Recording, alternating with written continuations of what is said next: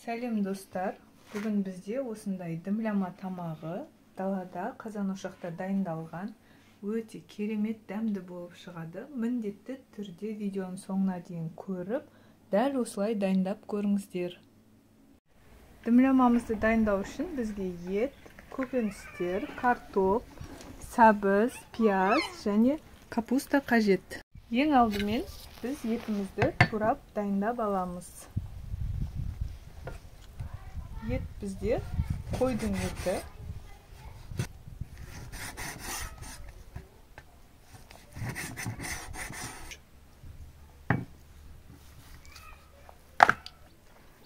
Етіміздің барлығын бір көлемде бір келкі етіп турап шығамыз.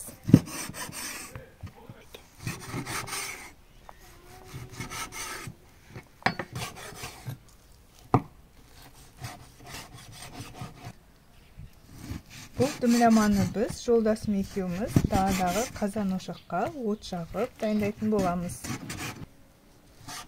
Тамағымыз дәмді болып, және сіздерге ұнайды деген ойдамыз.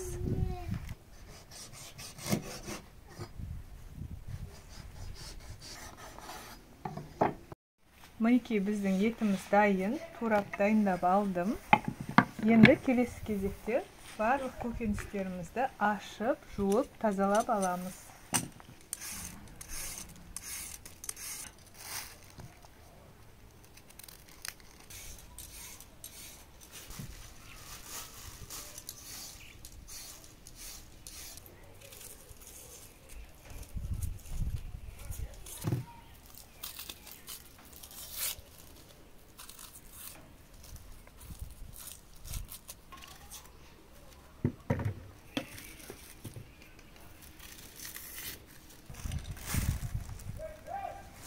Картопты биылғы свежий, жаңа піскен көктемдік, жаңағы молодой картошка дейді ғой. Дымлама дәмді болсын деп, содан алдық.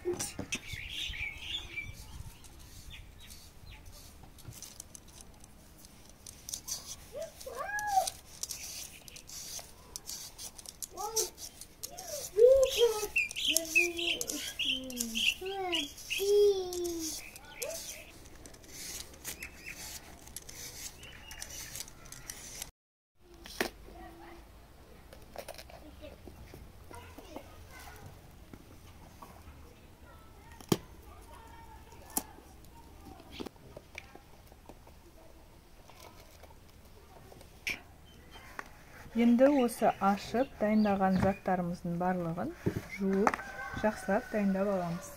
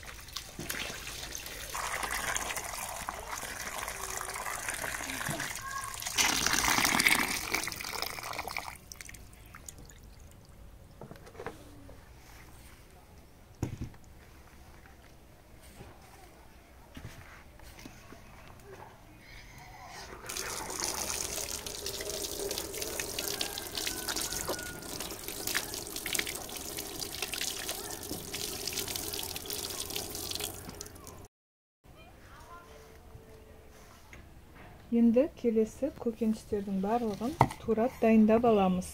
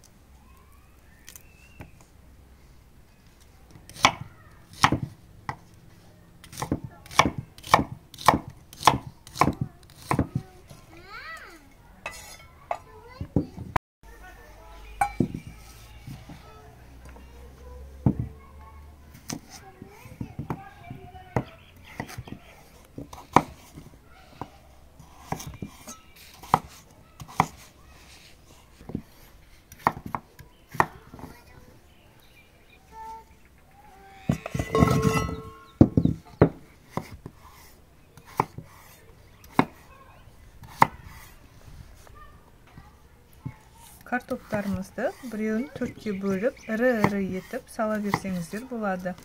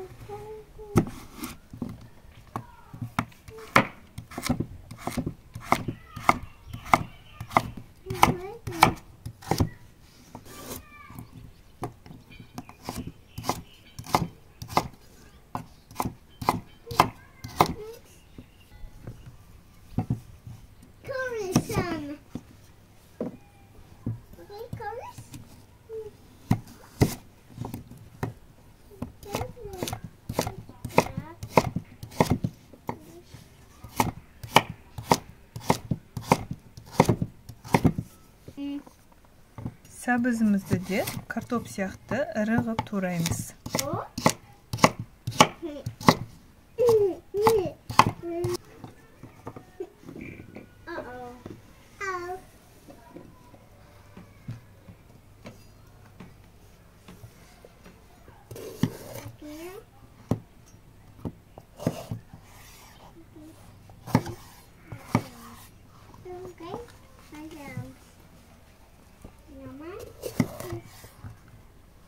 Болгарскийімізді қосымша дәм беру үшін қосатын боламыз.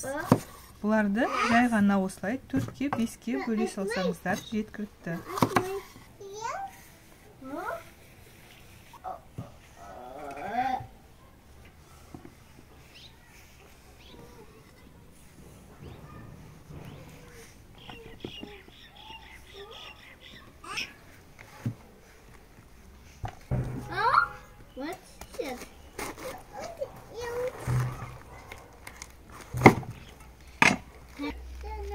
Капустамызды осылай 4-ке бөлсек жеткілікті. Қатты жерін бәрін алып тастаймыз. Және де арасын осылай ашып салатын боламыз.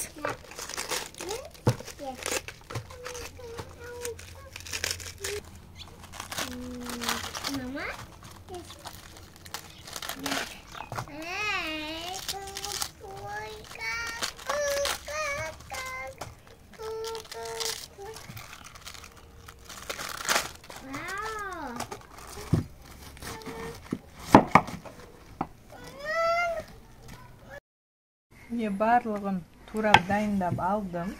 Енді отымызды жағып, қазанымызды дайындаймыз. Қазанымызды бір сүртіп тазалап, астына от жағып дайындаймыз.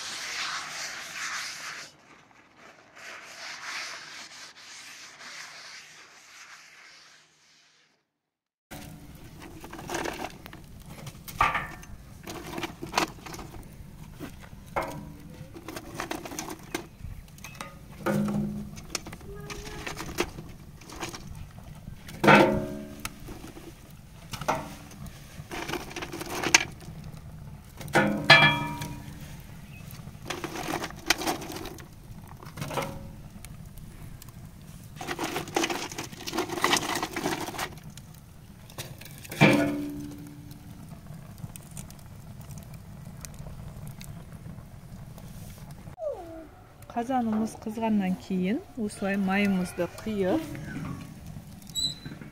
етімізді қуырып бастаймыз.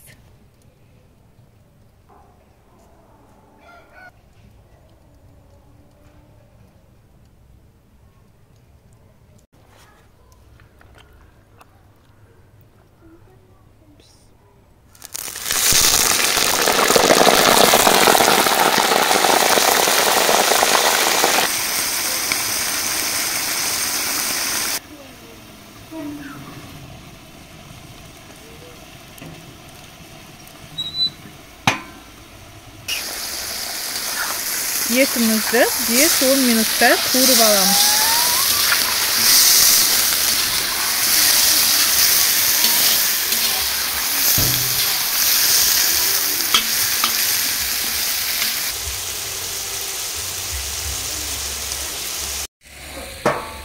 Şimdi piyazımızı qo'shib, birga tag'i 1-2 minutday qovurib olamiz.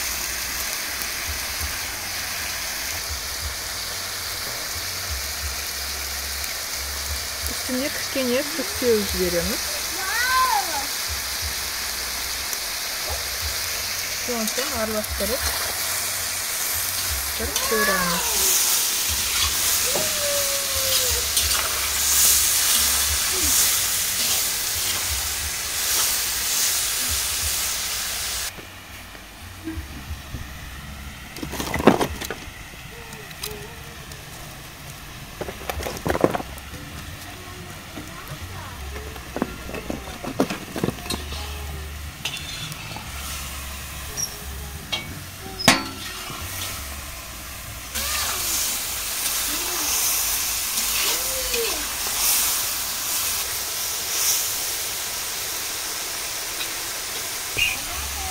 Süйтіп, қазанның бетін жабамыз.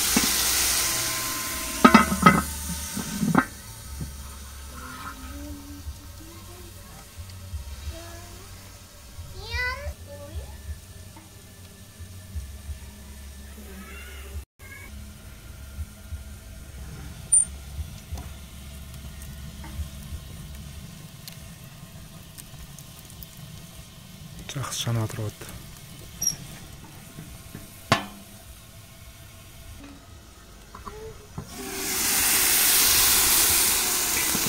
Мінекей тамағымыз 2 минуттай қуырылды.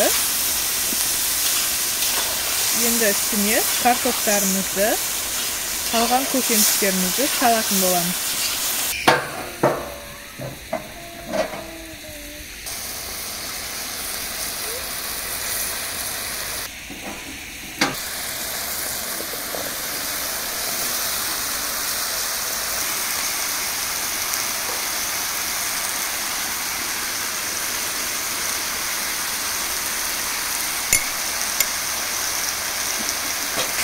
Тамағымызды қозғамаймыз. Осылай көкөністерді салып, картопты салып болған соң, бетіне осылай жаңағы капустамызды салып жауып шығамыз.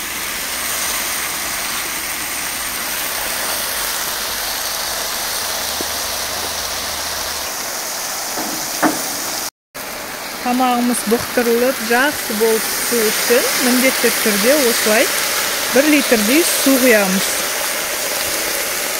Мінекей дайын, барлығын дайындап алдым. Енді қазанымыздың бетін жауып, 1-1,5 сағаттай жай отта пісуі қажет.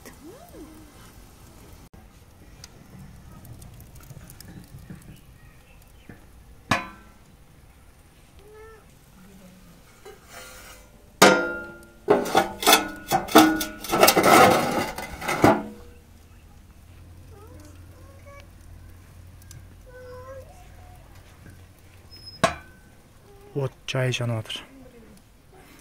Демін басып, жай отқа қойып қоямыз.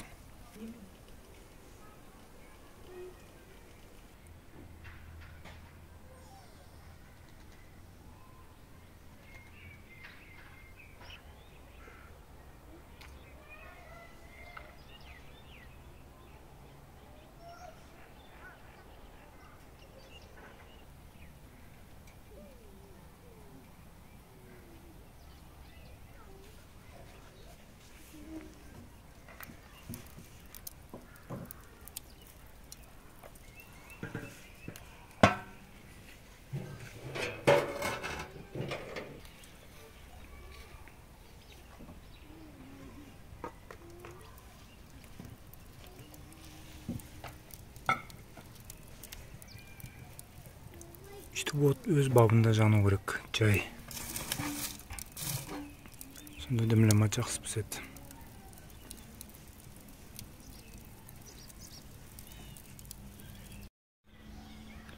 Уақытылы отты қарап, астын қозғап, қадағалап отырамыз.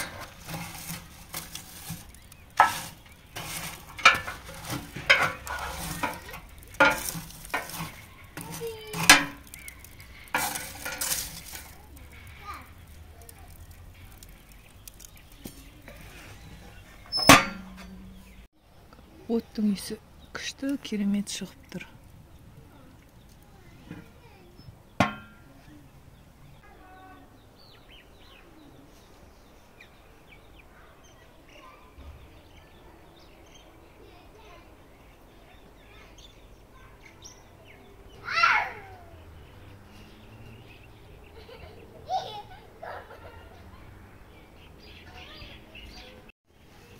Тамақ піскенше самоварға шай қойып, кешкі асымызды ішуге дастархан дайындаймыз. Фильтрленген судың барлығын самоварымызға құямыз.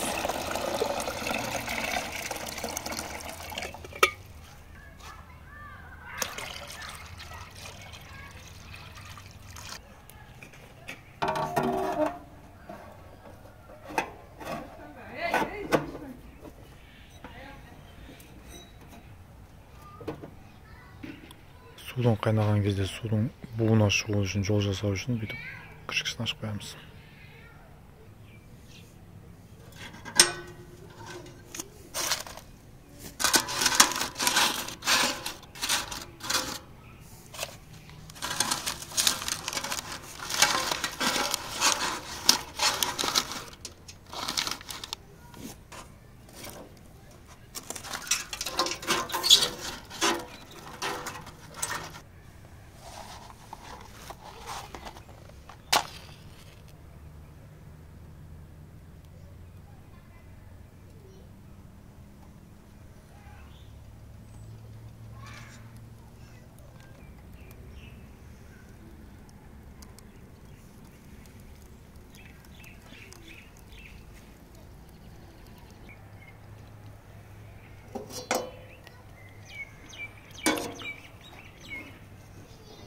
Оттың жақсы тарту үшін мұржа қоямыз.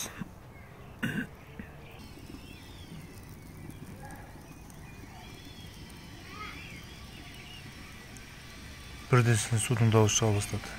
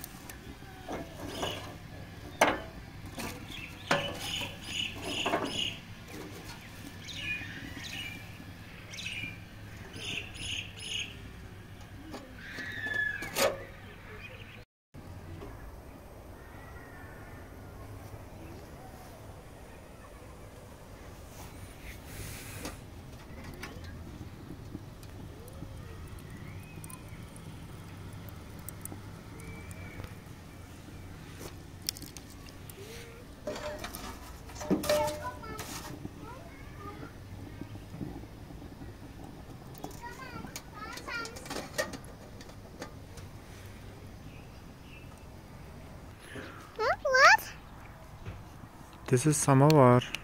Самоварымды астына от жағып, суды қайнатып жатқан кезде қолдарыңызда байлаңыздар. Сырты өте ыстық. Тек қана ручкадан ұстау керек.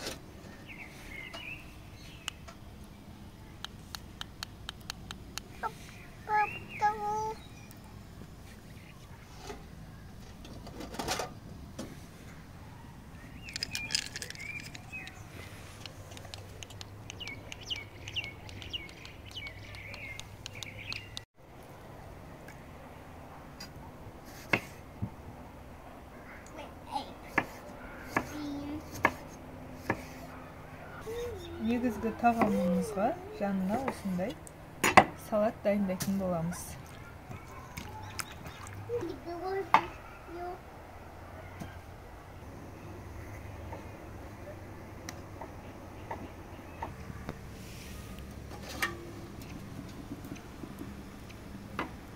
Шай да қайнап қалды.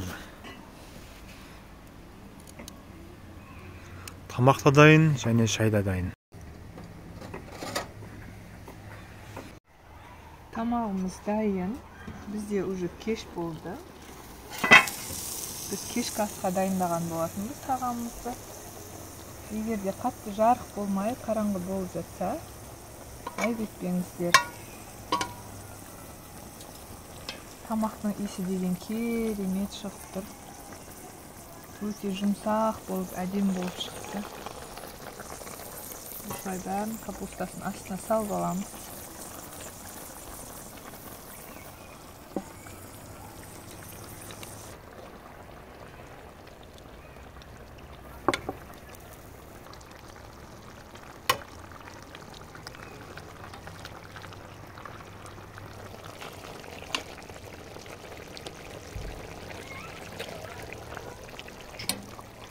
Тамақтың иісін ай. Келші, жеші деп тұр ғой.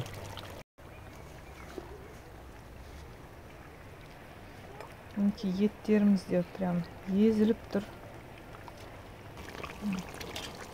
Суында піскен, өте керемет дәмді болып. Жұмсақ болып піскен енді. Мінекей тамақты салып болдым. Енді келесі кезекте дастарханға көшеміз.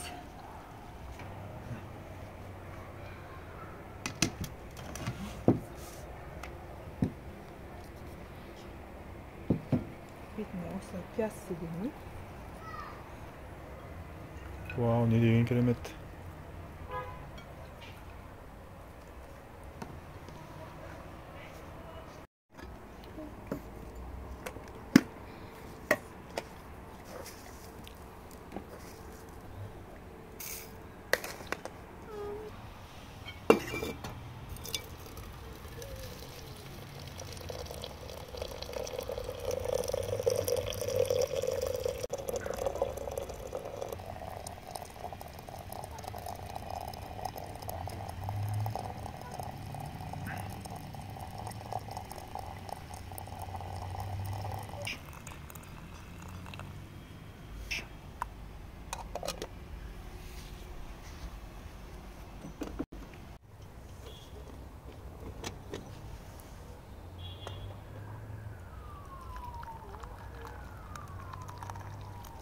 Осымен біздің шайымыз да, тамағымыз да дайын. Сау болыңыздар.